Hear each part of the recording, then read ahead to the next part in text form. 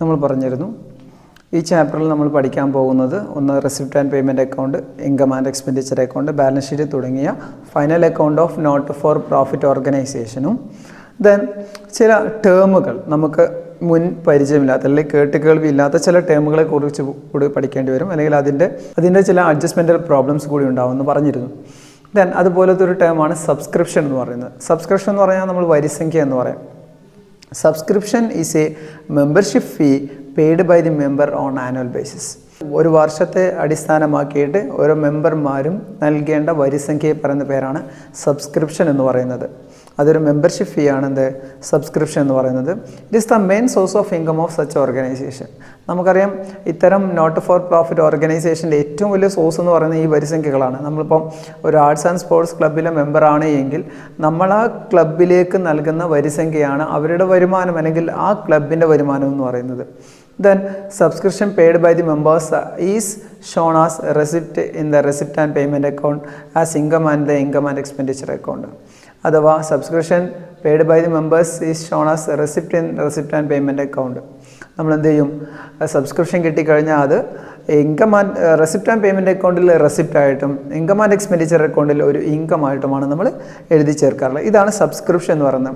വളരെ ചുരുക്കി പറഞ്ഞു കഴിഞ്ഞാൽ മെമ്പർമാർ, ഒരു നോട്ട് ഫോർ പ്രോഫിറ്റ് ഓർഗനൈസേഷൻ്റെ മെമ്പർമാർ നൽകേണ്ട വരിസംഖ്യയെ പറയുന്ന പേരാണ് സബ്സ്ക്രിപ്ഷൻ എന്ന് പറയുന്നത്. ദെൻ ഈ സബ്സ്ക്രിപ്ഷൻ ഇൻകം ആൻഡ് എക്സ്പെൻഡിച്ചർ അക്കൗണ്ടിലേക്ക് ക്രെഡിറ്റ് ചെയ്യേണ്ട സബ്സ്ക്രിപ്ഷൻ എങ്ങനെയാണ് കാൽക്കുലേറ്റ് ചെയ്യുക എന്നതിൻ്റെ ഒരു ചെറിയ ഫോമാറ്റാണ്. നോട്ടിലേക്ക് ഇത് എഴുതിയെടുക്കുക. Subscription credited to income and expenditure account, പെർട്ടിക്കുലേഴ്സും എമൗണ്ടും എഴുതി ചേർക്കുന്നു. ദെൻ അതിനുശേഷം ഫസ്റ്റ് എഴുതേണ്ടത് subscription received during the year. ഈ വർഷം കിട്ടിയിരിക്കുന്ന മൊത്തം സബ്സ്ക്രിപ്ഷൻ നമ്മൾ ആദ്യം എഴുതുന്നു. Then add closing subscription outstanding. Closing subscription outstanding നമ്മൾ ആഡ് ചെയ്യുന്നു. Then opening subscription received in advance, അതും ആഡ് ചെയ്യുന്നു. Then opening subscription outstanding less ചെയ്യുകയും ക്ലോസിംഗ് സബ്സ്ക്രിപ്ഷൻ റിസീവ്ഡ് ഇൻ അഡ്വാൻസും ലെസ് ചെയ്യുകയും ചെയ്യുന്നു. ആ കിട്ടുന്ന എമൗണ്ടാണ് amount of subscription credited to income and expenditure account. ഒന്ന് ചുരുക്കിയിട്ട് പറയുകയാണെങ്കിൽ നമ്മൾ ഇങ്ങനെ പറയാം, സബ്സ്ക്രിപ്ഷൻ റിസീവ്ഡ് ഡ്യൂറിങ് ദ ഇയറിനോടൊപ്പം ഔട്ട്സ്റ്റാൻഡിങ് എൻഡ് കൂട്ടുകയും റിസീവ്ഡ് ഇൻ അഡ്വാൻസ് ബിഗിനിങ്ങും കൂട്ടുന്നു. സബ്സ്ക്രിപ്ഷൻ റിസീവ്ഡ് ഡ്യൂറിങ് ദ ഇയറിനോടൊപ്പം ഔട്ട്സ്റ്റാൻഡിങ് എൻഡും റിസീവ്ഡ് ഇൻ അഡ്വാൻസ് ബിഗിനിങ്ങും ആഡ് ചെയ്യുകയും ദെൻ ഔട്ട്സ്റ്റാൻഡിങ് ബിഗിനിങ്ങും റിസീവ്ഡ് ഇൻ അഡ്വാൻസ് എൻഡും ലെസ് ചെയ്യുകയും ചെയ്യുമ്പോൾ നമുക്ക് കിട്ടുന്ന ഉത്തരമാണ് amount of subscription credited to income and expenditure account. അപ്പോൾ ഇൻകം ആൻഡ് എക്സ്പെൻഡിച്ചർ അക്കൗണ്ടിലേക്ക് ക്രെഡിറ്റ് ചെയ്യേണ്ട സബ്സ്ക്രിപ്ഷൻ കാൽക്കുലേറ്റ് ചെയ്യാനുള്ളത് വളരെ ചെറിയൊരു സ്റ്റെപ്പാണ്, അല്ലെങ്കിൽ വളരെ ചെറിയൊരു അക്കൗണ്ട് മാത്രമേ ഉള്ളൂ. നമ്മൾ ചെയ്യേണ്ട ഇതാണ്, സബ്സ്ക്രിപ്ഷൻ റിസീവ്ഡ് ഡ്യൂറിങ് ദ ഇയറിനോടൊപ്പം ഔട്ട്സ്റ്റാൻഡിങ് എൻഡ് ആഡ് ചെയ്യുകയും റിസീവ്ഡ് ഇൻ അഡ്വാൻസ് ബിഗിനിങ്ങും ആഡ് ചെയ്യുകയും ദെൻ ഔട്ട്സ്റ്റാൻഡിങ് ബിഗിനിങ്ങും റിസീവ്ഡ് ഇൻ അഡ്വാൻസ് എൻഡും ലെസ് ചെയ്യുകയും ചെയ്യാം. നമുക്ക് ഇതിന് ബേസ് ചെയ്തിട്ട് നമുക്കൊരു സബ്സ്ക്രിപ്ഷൻ അക്കൗണ്ട് പ്രിപ്പയർ ചെയ്യുകയാണെന്നുണ്ടെങ്കിൽ സബ്സ്ക്രിപ്ഷൻ അക്കൗണ്ട് എങ്ങനെ പ്രിപ്പയർ ചെയ്യാൻ നോക്കാം. ഒരു ഫോർമാറ്റ് വരയ്ക്കുക. സാധാ അക്കൗണ്ടിൻ്റെ ഫോർമാറ്റാണ് വരയ്ക്കേണ്ടത്. അതിനുശേഷം നമ്മൾ ഡെബിറ്റ് സൈഡിൽ എഴുതേണ്ട ഐറ്റംസ് ഞാൻ പറയുന്നു. Outstanding subscription beginning, advance subscription end, then അപ്പുറം ക്രെഡിറ്റ് സൈഡിലേക്ക് എഴുതേണ്ടത് അഡ്വാൻസ് സബ്സ്ക്രിപ്ഷൻ ബിഗിനിങ്, ബാങ്ക് അഥവാ subscription received, outstanding subscription end. Total ചെയ്ത് കിട്ടുന്ന ബാലൻസ് ആണ് നമ്മൾ ഇൻകം ആൻഡ് എക്സ്പെൻഡിച്ചർ അക്കൗണ്ടിലേക്ക് ബാലൻസ് ഫിഗറായിട്ട് എഴുതേണ്ടത്. അപ്പോൾ നമ്മൾ നേരത്തെ ഉണ്ടാക്കിയ സ്റ്റേറ്റ്മെൻറ്റിനെ നേരെ അക്കൗണ്ടാക്കി മാറ്റുകയാണ് ചെയ്യുന്നത്. അഥവാ അഡ്വാൻസ് ബിഗിനിങ്ങും ഈ വർഷത്തെ റിസീവും ദെൻ ഔട്ട്സ്റ്റാൻഡിങ് എൻഡും ക്രെഡിറ്റ് സൈഡിലേക്കും ദെൻ ഔട്ട്സ്റ്റാൻഡിങ് ബിഗിനിങ്ങും അഡ്വാൻസ് എൻഡും ഡെബിറ്റ് സൈഡിലേക്കും എഴുതി ടോട്ടൽ ചെയ്ത് കിട്ടുന്ന ബാലൻസ് എന്തായിരിക്കും, ഇൻകം ആൻഡ് എക്സ്പെൻഡിച്ചറിലേക്ക് എഴുതേണ്ട തുകയായിരിക്കും. ഇനി ഇത്തരത്തിലുള്ള ഒരു ക്വസ്റ്റ്യൻ നമുക്ക് ചെയ്തു നോക്കാം. ക്വസ്റ്റ്യൻ ഇതാണ്, receipt and payment account of Maithri sports club showed that 68,500 were received by way of subscription for the year ended on 31st March. March 31 മൈത്രി ക്ലബിന് കിട്ടിയിരിക്കുന്ന വരിസംഖ്യ എന്ന് പറയുന്നത് 68,500 ആണ്, 68,500 രൂപയാണ്. Then subscription outstanding 31 March 2016 6,500. Subscription received in advance 4,100. Subscription outstanding on 31 March 2017 5,400. Subscription received in advance on March 31 2017 2,500. ഇങ്ങനെയാണ് നമുക്കൊരു information തന്നിരിക്കുന്നത്. നമുക്ക് വളരെ സിമ്പിളായിട്ട് നമുക്ക് ആ സ്റ്റേറ്റ്മെൻറ്റിലേക്ക് എഴുതാവുന്നതാണ്. അഥവാ subscription received during the year നമുക്കറിയാം 68,500 രൂപ, 68,500 ആണ് subscription received during the year ഉള്ളത്. ദെൻ ഇനി നമ്മൾ ഔട്ട്സ്റ്റാൻഡിങ് എൻഡ് ഏതാണ്, ഔട്ട്സ്റ്റാൻഡിങ് ബിഗിനിങ് ഏതാണ്, റിസീവ്ഡ് ഇൻ അഡ്വാൻസ് എൻഡ് എന്താണ്, റിസീവ്ഡ് ഇൻ അഡ്വാൻസ് ബിഗിനിങ് ഏതാണെന്ന് നോക്കിയാൽ മതി. നമ്മുടെ ഈ ക്വസ്റ്റ്യനിൽ നോക്കാം, ഔട്ട്സ്റ്റാൻഡിങ് 2016 ഉണ്ട്, 2017 ഉണ്ട്.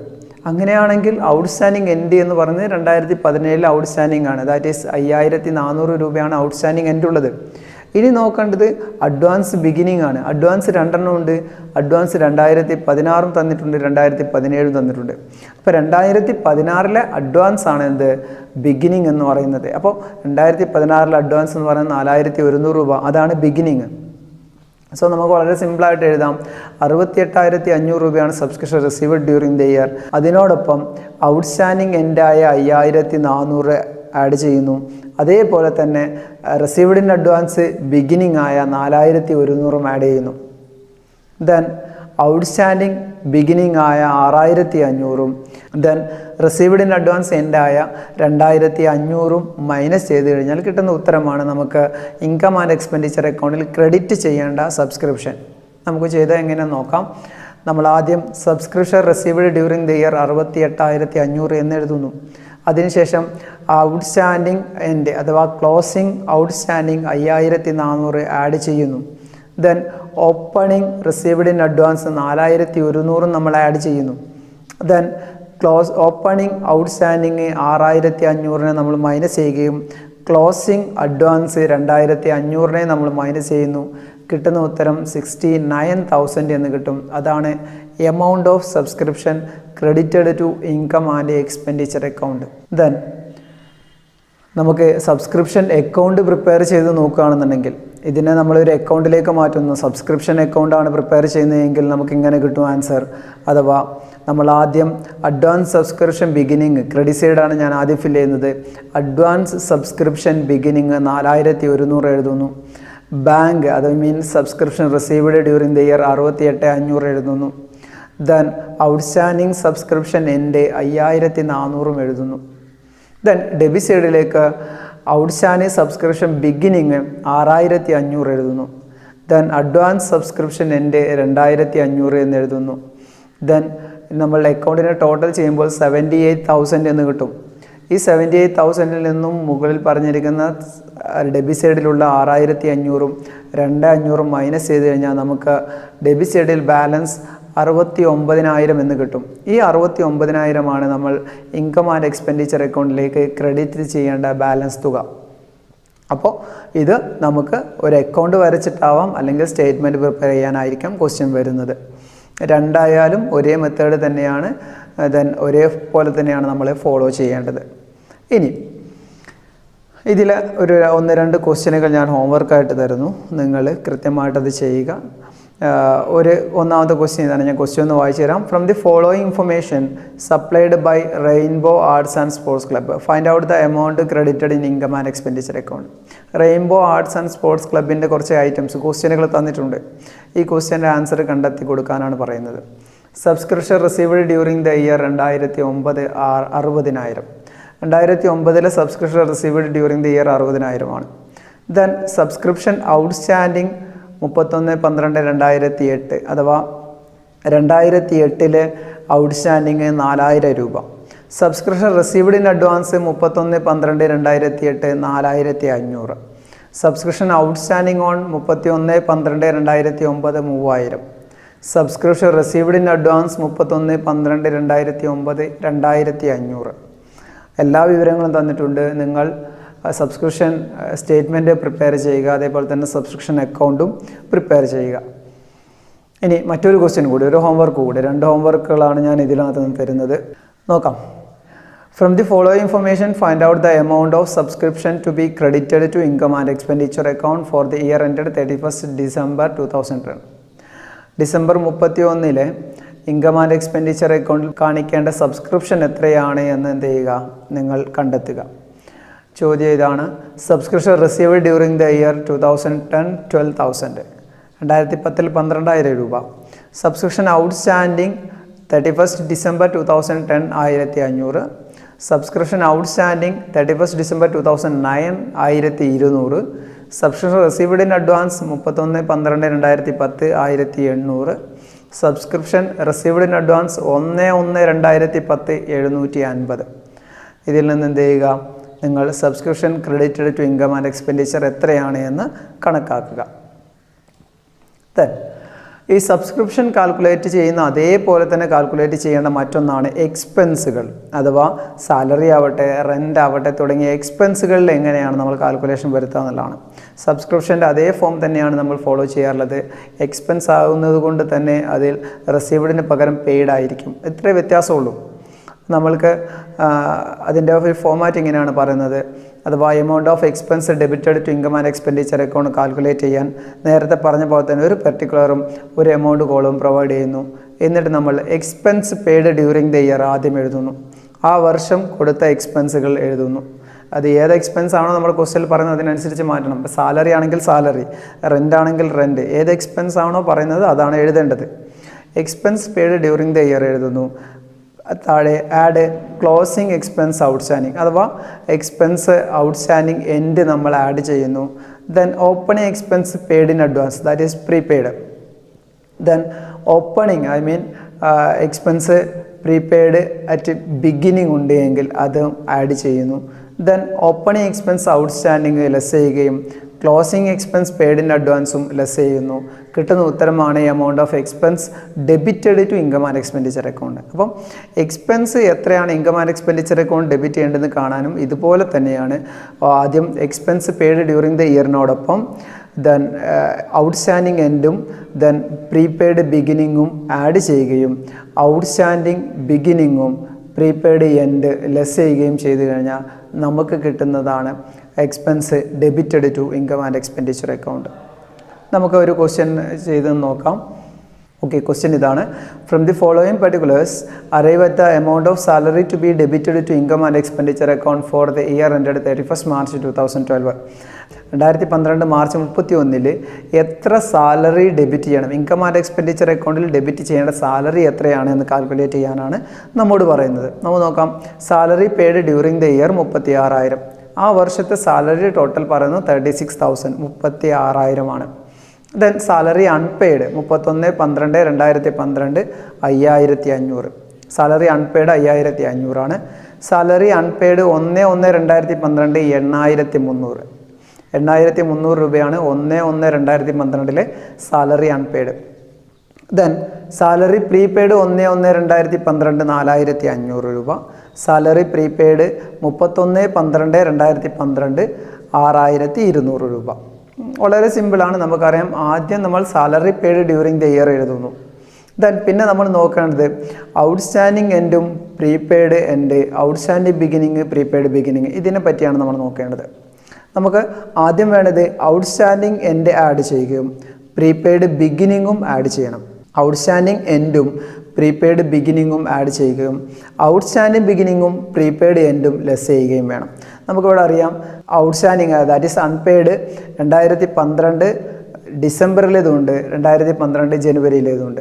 അപ്പോൾ ഔട്ട്സ്റ്റാൻഡിങ് എൻഡ് എന്ന് പറയുന്നത് 2012 ഡിസംബറിലേതാണ്. ദാറ്റ് ഈസ് 5,500 രൂപയാണ് ഔട്ട്സ്റ്റാൻഡിങ് എൻഡ് ഉള്ളത്. ദെൻ അഡ്വാൻസ് ബിഗിനിങ്, അഡ്വാൻസ് 1/1/2012 31/12/2012 ഉണ്ട്. അപ്പം അഡ്വാൻസ് ബിഗിനിങ് എന്ന് പറയുന്നത് 1/1/2012 4,500. അപ്പോൾ 36,000-നോടൊപ്പം 5,500-ഉം 4,500-ഉമാണ് ആഡ് ചെയ്യേണ്ടത്. ലെസ് ചെയ്യേണ്ടത് അപ്പോൾ നമുക്ക് മനസ്സിലായിട്ടുണ്ടാവും. ലെസ് ചെയ്യേണ്ടത് അൺപെയ്ഡ് ബിഗിനിങ് ആയ 8,300-ഉം ദെൻ പ്രീപെയ്ഡ് എൻഡായ 6,200-ഉമാണ് ലെസ് ചെയ്യേണ്ടത്. നമുക്ക് എങ്ങനെ ചെയ്തു എന്ന് നോക്കാം. Amount of expense debited to income and expenditure account. Expense paid during the year 36,000. അതായത് salary paid during the year 36,000 രൂപ. Then closing salary outstanding, expense outstanding 5,500 രൂപ. Then opening salary paid in advance 4,500 രൂപ. Then opening salary outstanding 8,300.